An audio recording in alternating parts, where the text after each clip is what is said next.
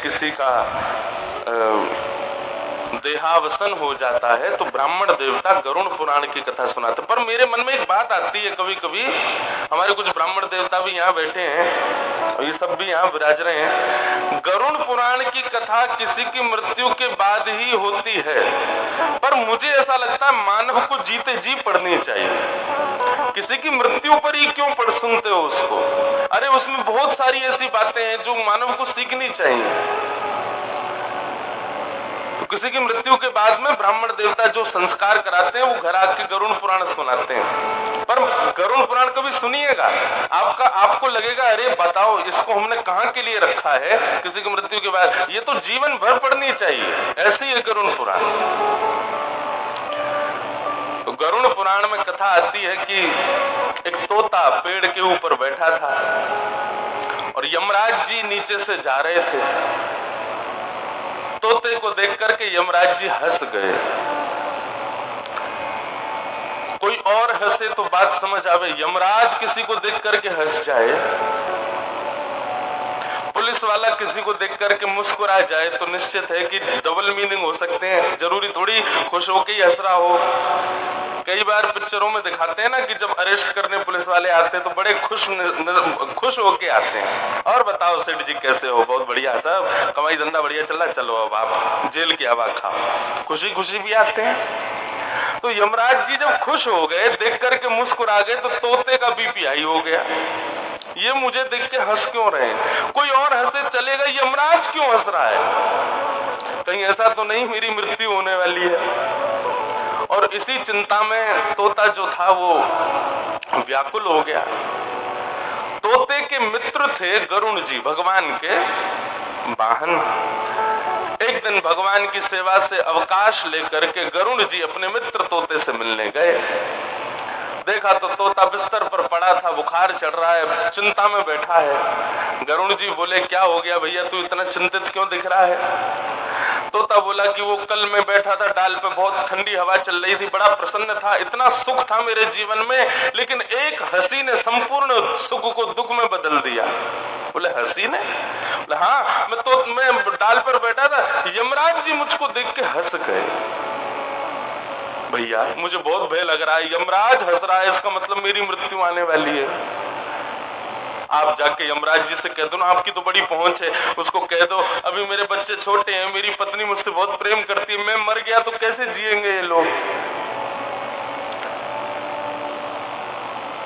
गरुण जी बोले अरे अरे चिंता मत कर, मैं भगवान का वाहन हूँ, यमराज से मेरी बड़ी अच्छी मित्रता है, मैं उसको जाके अभी बोल दूंगा।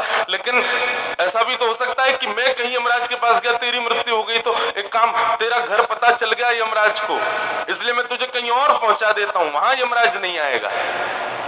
और गरुण जी तोते को लेकर 7 समुद्र पार, एक समुद्र के बीच में टापू था, वहां एक गुफा थी, उसमें छोड़ाए। यहीं बैठना, यहाँ यमराज के पिताजी भी नहीं आ पाएंगे, इतने गोपनीय स्थान है, तू यहीं बैठ, मैं जाता हूँ यमराज जी के पास।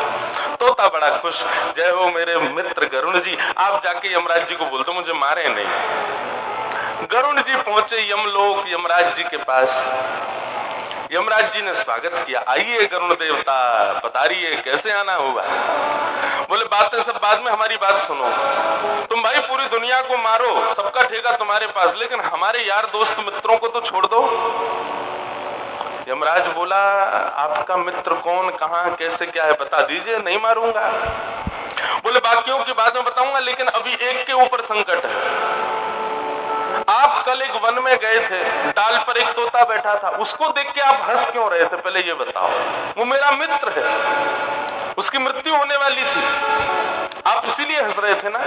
लेकिन आप उसको मारिएगा नहीं, मैं उसको 7 समुद्र पार छोड़ आया हूं गुफा के भीतर, आप उसको मत मारना। यमराज जिस सिर पे हाथ धर के बैठ गए, बोले आप छोड़ आए क्या उसको 7 समुद्र पार गुफा में? बोले हाँ मैं छोड़ के आया ताकि वहां सुरक्षित रहेगा।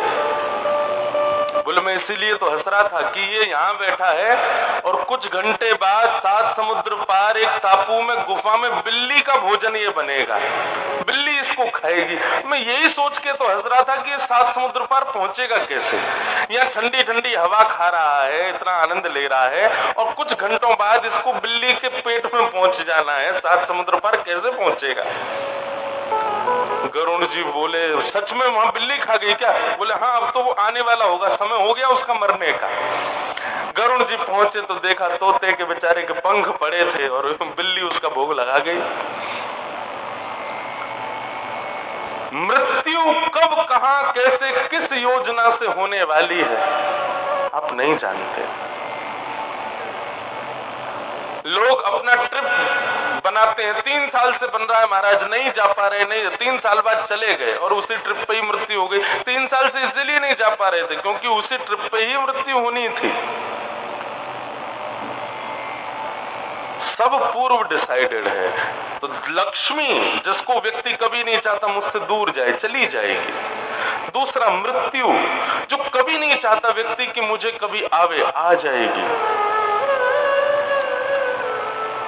चला लक्ष्मी चलम प्राणम। और तीसरी वस्तु जिसको मानव कभी अपने से दूर नहीं करना चाहता, उसकी युवावस्था। चलम जीवत यौवनम। अपनी युवावस्था में सबको लगता है कि मैं ऐसे ही रहूं, इतना ही रहूं, कभी इससे आगे ना बढ़ूं। जैसे जैसे 28-29 के बाद के जन्मदिन आते हैं ना, तो कोई विश करता है तो फिर बड़े पंच लगते हैं। वैसे मेरी तो अभी इतनी उम्र नहीं हुई, लेकिन मुझे पता है 30 के बाद में आपका जन्मदिन जब आता है तो आप भगवान से प्रार्थना यही करते हो कि मेरी उम्र ना पूछे, बस विश कर दे, हैप्पी बर्थडे। कितने साल के हो गए? बस तुम्हारे बराबर ही है, मैं तो 27 का हूं। हाँ तो बस थोड़े बहुत बड़े हैं। कितने हो? बस थोड़े बहुत दिन का अंतर। कितने हो? 35 के हो गए, 40 के हो गए। जैसे जैसे दिन आगे बढ़ता है, हम युवावस्था को कभी छोड़ना नहीं चाहते, पर छूट जाएगी।